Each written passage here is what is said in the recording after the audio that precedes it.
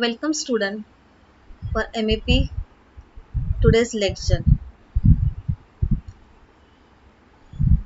Today first we will revise what we learned in the last lecture. Then I will conduct small quiz questions. I will show small quiz questions to all of you. All of you please find out the answers for this quiz and then send me.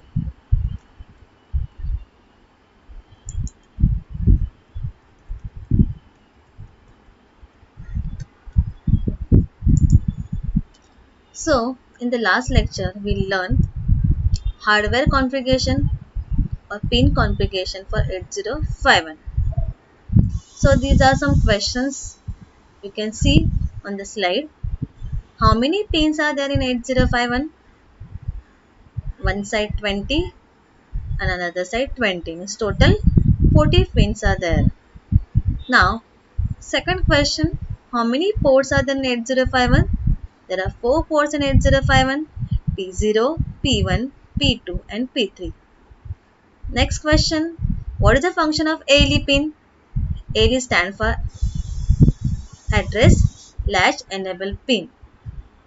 Address latch enable pin will be demultiplex address and data lines. Means it separate the address lines and data lines. What is the function of program strobe enable pin? It will be connect to the external memory. Which port we cannot use during the read write operation?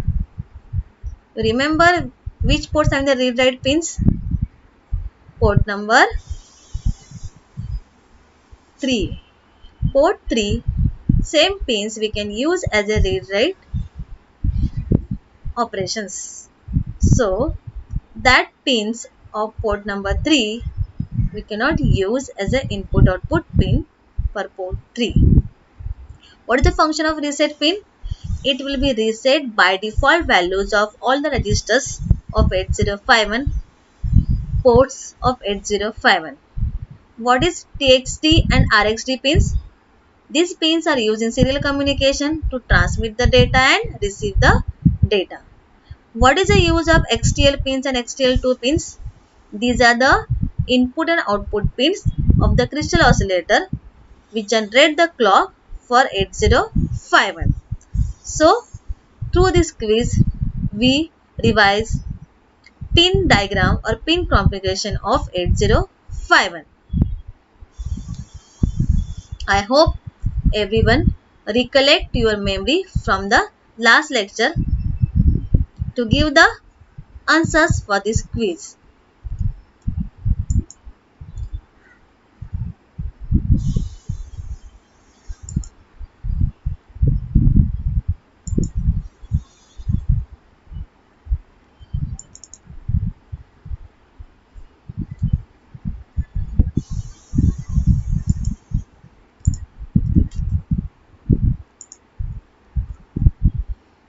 Now, we will start today's lecture.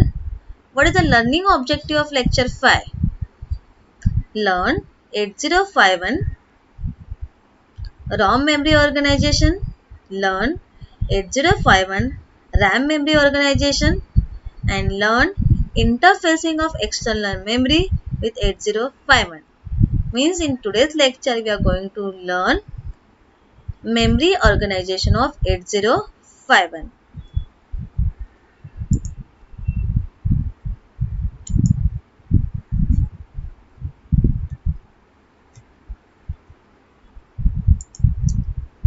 So in the diagram we can see program memory of 8051, that is ROM, read only memory. We know that 8051 having on chip 4 kilobytes of internal ROM memory. These are used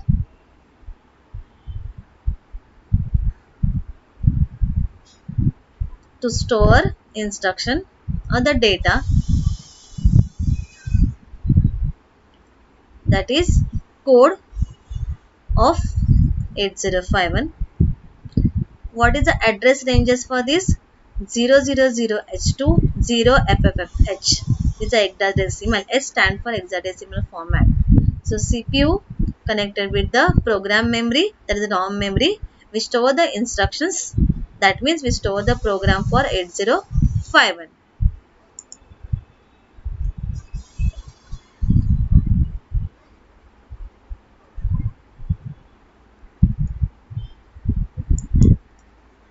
Here I shown simple diagram for external access of a pin which we can connect to the external memory of ROM.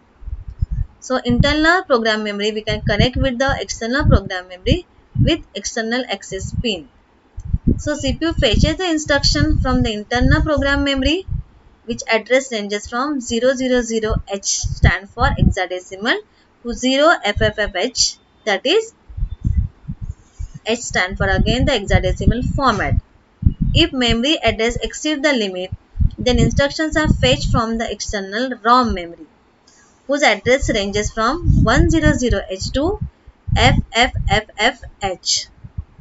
That means internal memory address ranges are 000H to 0FFFH and external address ranges from 1000H to FFFFH.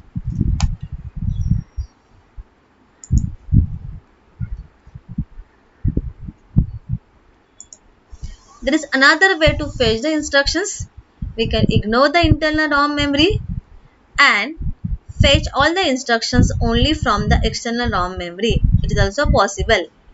In this case, a pin is connected to the ground. Then external ROM address ranges from 000H to FFFFH.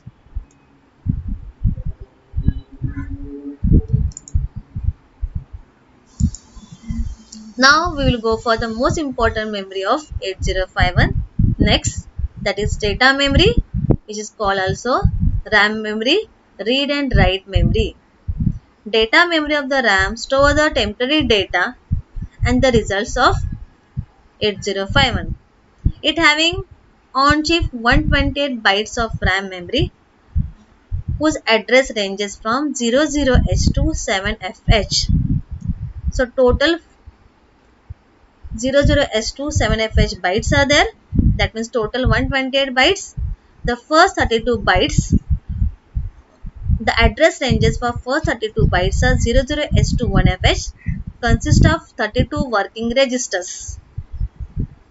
It having 4 banks which can give the name of bank 0, bank 1, bank 2 and bank 3. B0, B1, B2 and B3. Each bank consists of register R0 to R7. In total there are 8 registers.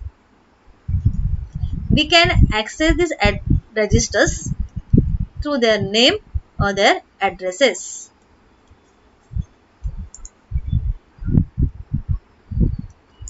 So in the diagram we can see B0, B1, B2, B3 banks. These are the 32 bytes of 8051 RAM. Then we have in the next 16-bit addressable registers and the next reserved for the 8 general purpose registers. So in this bank we can see that there are different register bank. Register bank 0 having R0 to R7 register. Same thing for bank 1, bank 2 and bank 3.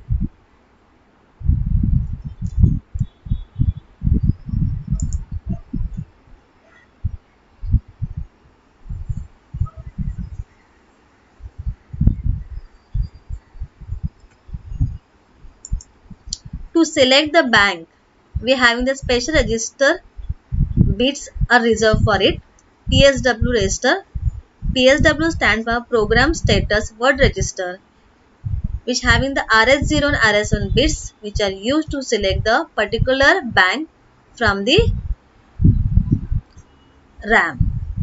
Next 16 byte of RAM, that is 20H2 2FH bits. These are bit addressable memory locations which bits we can address individually. And last 80 bytes of internal RAM, that is 30H27F, reserved for the general purpose RAM area. This area is byte addressable area. Lower 128 bytes of RAM addresses directly or indirectly. Upper 128 bytes of RAM allocated for SFR, that is special function register.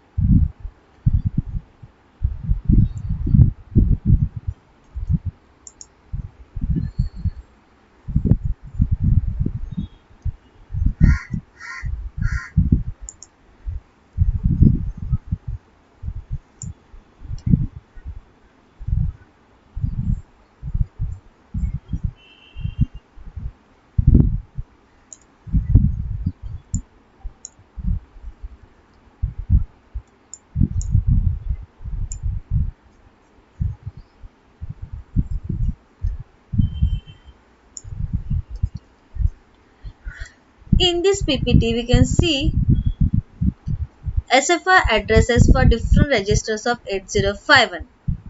That means if I want to access the accumulator, I can access that accumulator with SFR address or with the name of that register. For example, ACC accumulator, what is the RAM address for that? E0H. For B register, what is the RAM address? Means SFR address for that F0H. If we talk about the ports P0 to P3, we can access with the P0, P1, P2, P3 name or SFR addresses, that is 80H means 80H, 90H, A0H and B0H. So both way we can access these ports by name or by SFR addresses. Same thing for different registers of 8051, which include the PCON, PSW, SCON, TMOD, TCON. It also include the timers higher order 8 bits and timer lower order 8 bits. We can access with their name or their SFR addresses. So this table we can see what are the SFR addresses of different registers ports of 8051.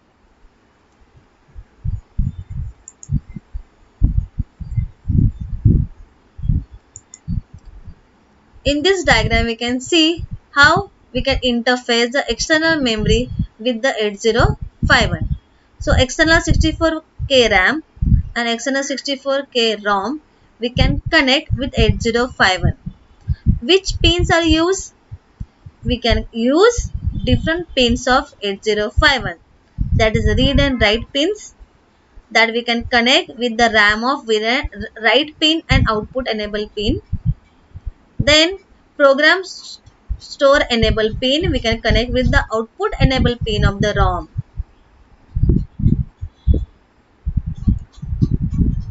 If we are using the port 0, why we are using the port 0 here? Because same pins we are using in the address lines. What is the use of ALE pin? To separate the address and data lines of the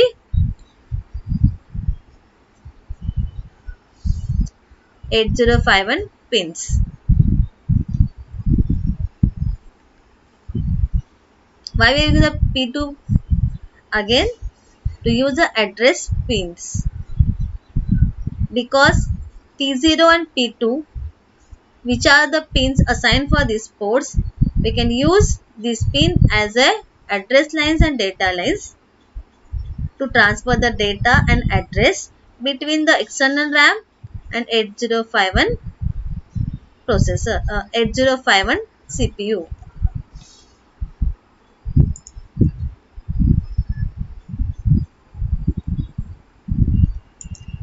So in the today's lecture, what we learn? We learn the internal structure of ROM, we learn the internal structure of RAM and how to interface the internal memory with the external memory of 8051. So, what is the internal memory ROM size? 4 kilobytes. What is the size of internal memory of RAM? 128 bytes. We know that in the RAM we are having the register banks B0, B1, B2 and B3. Each bank having the registers R0 to R7, means total 8 registers are there. That means total 32 registers are there. Then it having some addresses which are bit addressable addresses, which are some byte addressable addresses. Then we can interconnect CPU with the external memory with internal memory, or ignoring the internal memory we can connect the external memory with 8051. When we talk about the SFR register of 8051, it provides a special register which provide special addresses for different registers of 8051 and its ports.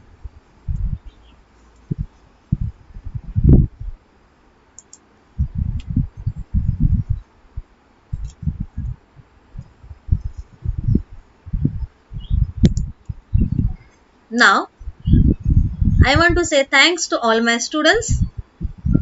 Hope now you know the internal structure of 8051 memory, internal RAM, ROM, and how to connect 8051 with the external RAM and the ROM. What is the size of external RAM and ROM? 64 KB maximum.